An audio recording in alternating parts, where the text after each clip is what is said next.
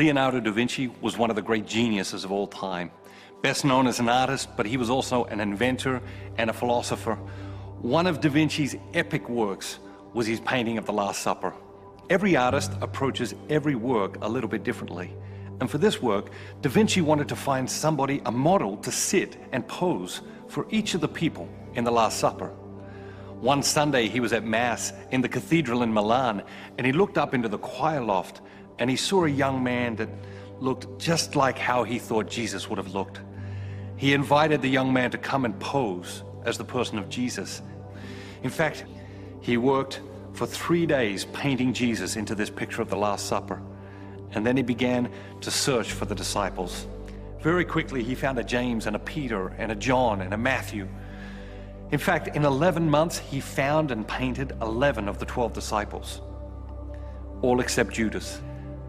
Da Vinci couldn't find a Judas.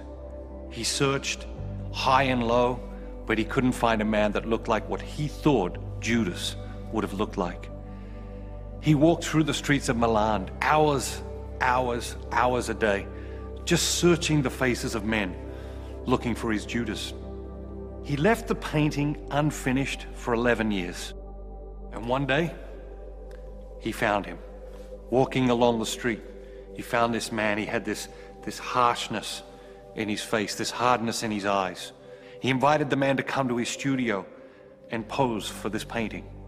The man agreed. He came to the studio and he sat, and Da Vinci began to work. After a couple of hours, the man began to weep, just inconsolably began to weep. Da Vinci stopped working and he said, "Is something wrong? Am I doing something to upset you?" He looked up at Da Vinci and he said, "Master, do you not recognize me?" Da Vinci said, "I'm sorry, I don't. Have we met before?" The man said, "Yes.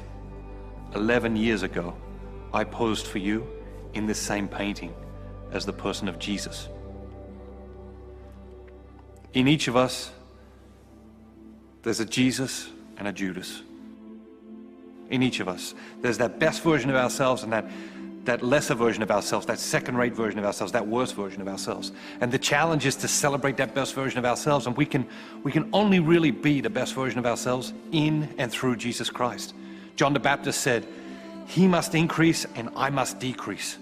That's the challenge every day, is to celebrate that best version of ourselves. It's to allow Jesus to come more fully alive so that we can become all that God created us to be. Are you ready to start celebrating Jesus more in your life?